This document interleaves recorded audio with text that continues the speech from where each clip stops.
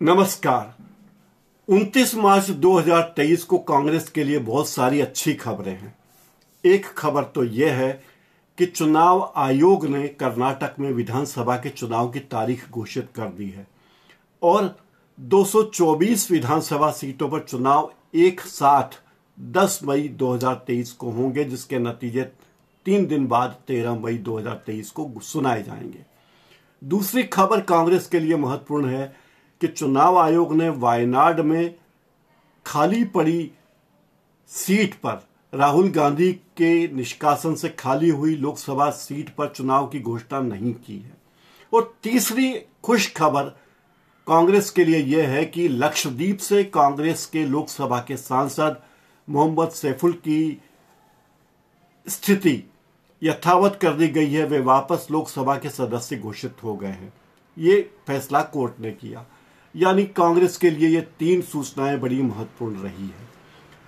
अब कांग्रेस के सामने मौका है कि वो 10 मई को कर्नाटक में बीजेपी को सबक सिखाए और अपनी ताकत दिखा दे कि कांग्रेस क्या पार्टी है, क्या दम है उसमें। कांग्रेस के अध्यक्ष मल्लिकार्जुन खड़गे कर्नाटक के ही हैं और उन्होंने घोषणा की है कि कर्नाटक के चुनाव में मैं खुद, राहुल जी और प्रियंका गांधी, हम तीनों लगातार सघन प्रयास करेंगे। कांग्रेस ने 3 साल पहले कर्नाटक कांग्रेस के अध्यक्ष, राज्य कांग्रेस के अध्यक्ष शिव कुमार को नियुक्त किया था और वे तब से लगातार चुनाव के लिए चुनाव प्रचार कर रहे हैं, यानी उन्होंने चुनाव के लिए कमर कस ली थी तभी 3 साल से।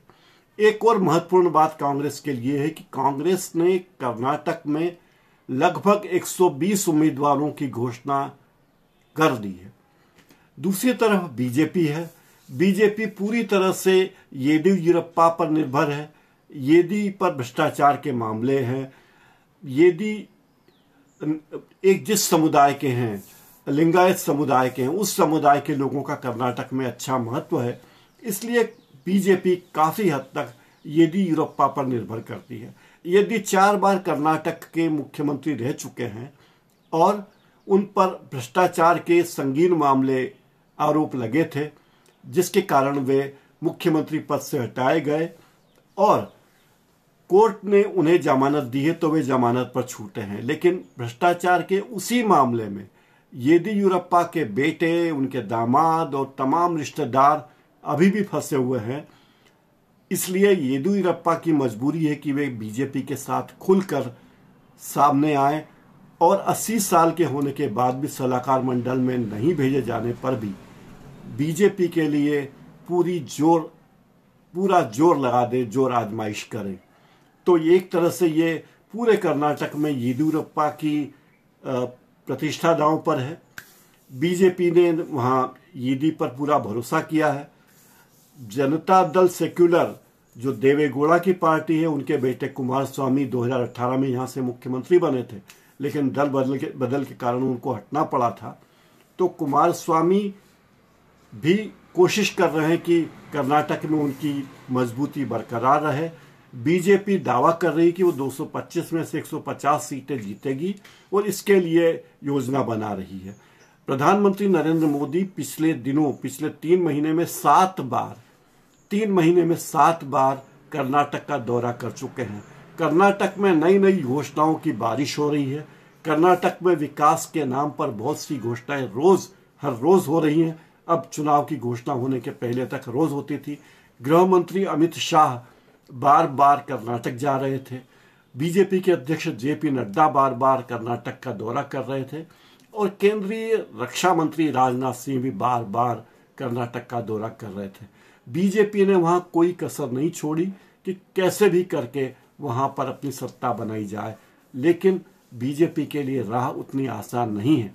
बीजेपी हमेशा से ही अपने लक्ष्यों को एग्जैजरेट करके बताती रही है, बढ़ा चढ़ाकर बताती रही है। जैसे बंगाल चुनाव में कहा था कि हम बड़े आराम से सरकार बनाएंगे, लेकिन बीजेपी की जो भद बंगाल में हुई है वो किसी से छुपी नहीं है। तो बीजेपी बढ़ चढ़कर दावा करती है। बीजेपी का फार्मूला यह है कि अगर हम अपने दावे को 100 गुना बढ़ाकर बताते हैं तो लोग ये मानेंगे कि दावा बढ़ा चढ़ाकर बता रहे हैं, पर 100 गुना नहीं तो कम से कम 10 गुना या 5 गुना तो सीटें आ ही जाएगी।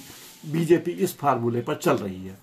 कांग्रेस केवल वहां मैदानी काम करने में जुटी है और उसने वहां अपने उम्मीदवार पहले से घोषित करके ये बता दिया है कि हम चुनावी रणनीति में बहुत आगे हैं। बीजेपी वहां गुजरात फार्मूला लागू नहीं कर रही है। बीजेपी ने कहा कि जो हमारे पुराने उम्मीदवार हैं, पुराने विधायक हैं, अधिकांश में से हम उन्हीं को टिकट देंगे, उन्हीं को वापस मैदान में उतारेंगे। 2018 के विधानसभा चुनाव में 222 सीटों पर मतदान हुआ था। उसमें बीजेपी को 104 सीटें मिली थी और कांग्रेस को 78 सीटें मिली थी। अब वहां बीजेपी के पास 120 सीटें हैं और कांग्रेस के पास 72 सीटें हैं। तब 2018 में जेडीएस के पास 37 सीटें थी, आज उसके पास 30 सीटें हैं। यानी आया राम गया राम की मेहरबानी से बीजेपी के विधायकों की संख्या 104 से बढ़कर 120 हो गई और 224 में से बहुमत लाने के लिए उसे 113 सीटों की ही जरूरत थी। तो बीजेपी ने इस तरह दल बदल की राह में चल के कर्नाटक ने पिछले 5 साल में 3 सरकारें देखी हैं। सबसे बड़ी पार्टी बीजेपी थी, जिसको 222 में से 224 सीटें पर 222 में चुनाव हुए थे, उसमें एक से 104 सीटें मिली थी। तो बीजेपी के येदियुरप्पा को मुख्यमंत्री के लिए बुलाया गया। उन्होंने मुख्यमंत्री पद की शपथ ली, लेकिन वे विधानसभा में फ्लोर पर अपना बहुमत साबित नहीं कर पाए। उसके बाद कांग्रेस और जनता दल सेक्युलर ने मिलकर वहां पर सरकार बनाई। कांग्रेस के पास 78 सदस्य थे और जेडीएस के पास 37 थे, तो उन्होंने मिलकर सरकार बना ली थी। लेकिन 14 महीने बाद ही वहां फिर बदलाव हुआ और बीजेपी ने, खासकर येदियुरप्पा ने, जेडीएस और कांग्रेस के कुछ विधायकों को तोड़ा और वहां बीजेपी की सरकार, बीजेपी समर्थक सरकार फिर से बन गई। तो इस तरह बीजेपी ने वहां अपनी सरकार बनाई, जिसने दल बदल को बहुत बढ़ावा दिया। यही एक फांस कांग्रेस के मन में भी है कि दल बदल के जिस तरह से कर्नाटक में सरकार बदली गई है, उसमें कांग्रेस का और जनता दल एस का भी मनोबल काफी टूटा। हालांकि इस बार जेडीएस ने कहा कि वो खुद चुनाव लड़ेगी, कांग्रेस अपने बूते पर लड़ने वाली है ही और बीजेपी भी अपने बूते पर ही लड़ रही है। इसके अलावा आम आदमी पार्टी के अरविंद केजरीवाल वहां कूद पड़े हैं। उन्होंने कहा कि हम 80 सीटों पर अपने उम्मीदवार यहां उतारेंगे। कर्नाटक में बीजेपी और कांग्रेस दोनों ने कमर कस ली है। जेडीएस अपनी जगह मौके पर है ही और आम आदमी के अरविंद केजरीवाल भी 80 सीटों पर अपने उम्मीदवार उतारने की तैयारी में है। बीजेपी का प्लान यहां येदियुरप्पा पर निर्भर है, बहुत कुछ निर्भर है और बीजेपी नए नए मुद्दे कर्नाटक में लगातार उछालती रही है। कांग्रेस का प्लान बिल्कुल साफ है, कार्यकर्ताओं में जोश भरना और पहले से उम्मीदवारों की घोषणा कर देना ताकि वे चुनाव में अपनी ताकत दिखा सकें, उनके पास पर्याप्त समय हो। कांग्रेस ने कहा है कि जिन मुस्लिम पिछड़ा वर्ग के लोगों के लिए आरक्षण खत्म कर दिया गया है, अगर वो सत्ता में आई तो उनके लिए आरक्षण फिर से चालू करेगी। कांग्रेस ने यह भी कहा कि अगर हम सत्ता में आए तो हम एससी और एसटी वर्ग के लोगों को आरक्षण बढ़ाएंगे, जो अभी पर्याप्त नहीं है। कांग्रेस के जवाब में बीजेपी भी मैदान में है। बीजेपी के सामने स्पष्ट है कि उसने जातिवाद की राजनीति को बहुत ज्यादा महत्व दे रखा है। कांग्रेस ने जिस पिछड़ा वर्ग के मुस्लिम लोगों के लिए 4% सीटें आरक्षित रखने का ऐलान किया था, उसमें से 2% सीटें वो कालिगा समुदाय को और 2% यानी उसका आधा हिस्सा लिंगायत समुदाय को दे दिया गया है। ये बताने की जरूरत नहीं है कि कर्नाटक में लिंगायत समुदाय बड़ा महत्वपूर्ण समुदाय है, जिसके येदियुरप्पा एक नेता हैं। इस पूरे समुदाय का वर्चस्व कई सारे जगहों पर है और बड़े पैमाने पर इस समुदाय के लोग प्रभावशाली भी हैं, यानी वे खुद तो अच्छे मतदाता है ही, वे दूसरे समुदाय के लोगों को भी चुनाव में प्रभावित कर सकते हैं। तो बीजेपी की निगाह लिंगायत समुदाय पर बहुत ज्यादा है। इसके अलावा बीजेपी ने कर्नाटक में B5 प्लान तैयार कर रखा है। ये B5 प्लान यह है कि बीजेपी ने फैसला किया है कि पिछले चुनाव में जिन 5 जिलों में बीजेपी को बहुत सीटें नहीं मिली थी, वहां बीजेपी अपना जोर लगाएगी। ये पांचों जिले 72 विधानसभा के सीटें रखते हैं और यहां पर बीजेपी को केवल 30 सीटें ही मिली थी। तो बीजेपी का मानना है कि अगर उसे 150 सीटें लानी है तो इन 5 जिलों में अधिकांश सीटें उसे लानी ही होगी। ये पांचों जिले बी से शुरू होते हैं। इनके नाम है बेंगलुरु, बेलगाम, बेल्लारी, बागलकोट और बीदर। ये पांचों जिले बी से शुरू होते हैं, इसलिए बीजेपी ने यहाँ 5B अपने इस प्लान को नाम दिया है।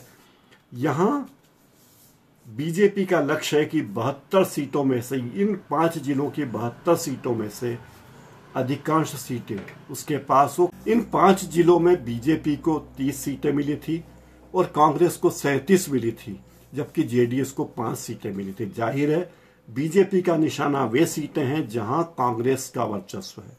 2018 में बेंगलुरु की 28 सीटों में से बीजेपी के पास केवल 11 सीटें थी।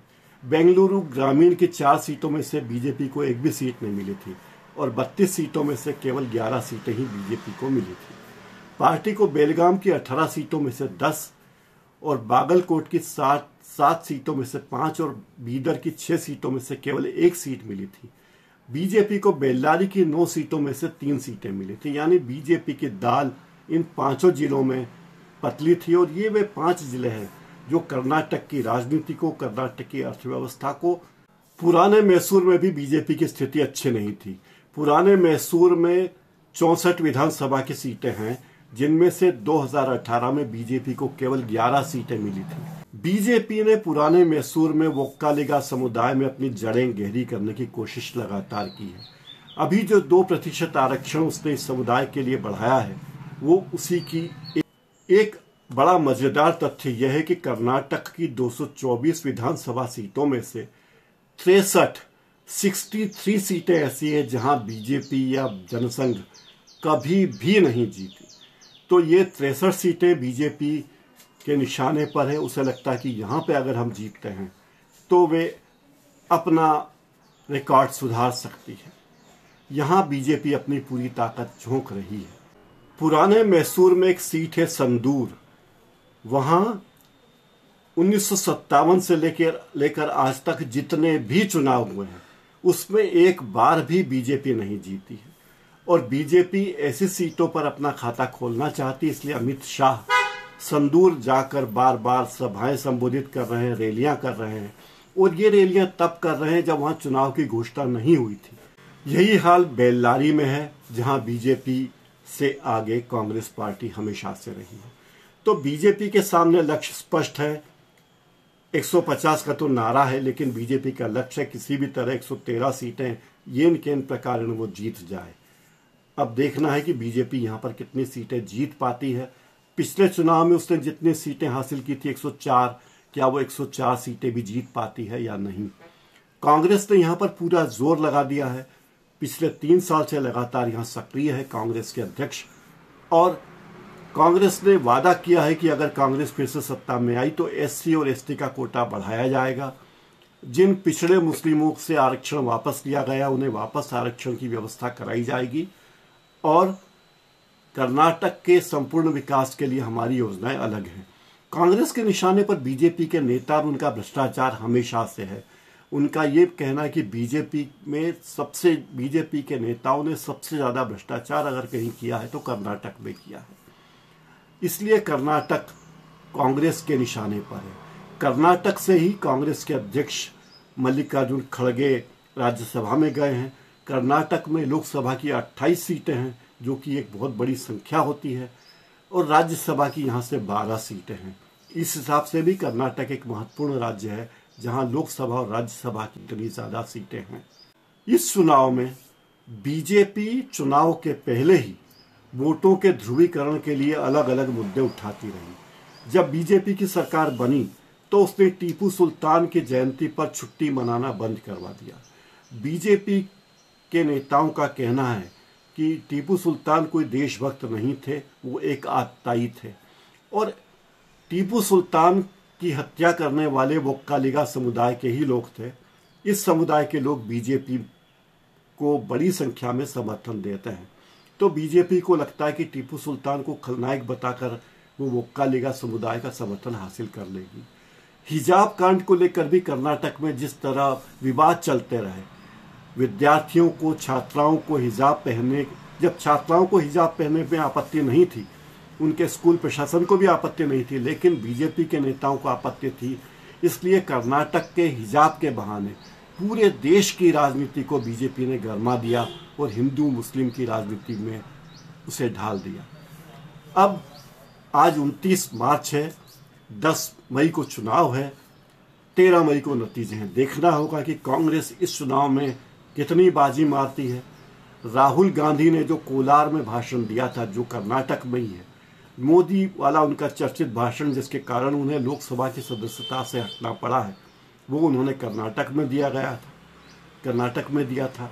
तो कांग्रेस चाहेगी कि कर्नाटक में वापस सरकार बना के वो बीजेपी का जवाब दे, और खड़गे भी यहाँ अपनी प्रतिष्ठा बचाने में लगे हैं।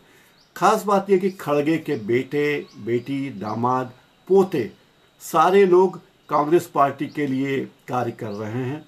वे कांग्रेस के नेता हैं और हर स्तर पर वे जुटे हुए हैं। तो कुल मिलाकर आज का दिन कांग्रेस के लिए मुबारक। नंबर 1, कर्नाटक विधानसभा उपचुनाव के साथ वायनाड का चुनाव नहीं हो रहा है। नंबर 2, लक्षद्वीप से सांसद, कांग्रेस के सांसद की सदस्यता बरकरार रखी गई है। और नंबर 3, चुनाव एक ही दिन होगा, 10 मई को मतदान होगा, 13 मई को नतीजे आएंगे, यानी प्रधानमंत्री को बहुत रैलियां करने का मौका वहां नहीं मिलेगा। एक ही दौर में वे जितनी रैली कर सकते हैं कर पाएंगे। आज मेरे इस कार्यक्रम में इतना ही। मेरा ये कार्यक्रम आपको कैसा लगा ज़रूर बताइए, और बेल आइकन ज़रूर दबा दीजिए ताकि मेरे आने वाले कार्यक्रमों की सूचना भी आपको मिलती रह सके। बहुत बहुत धन्यवाद।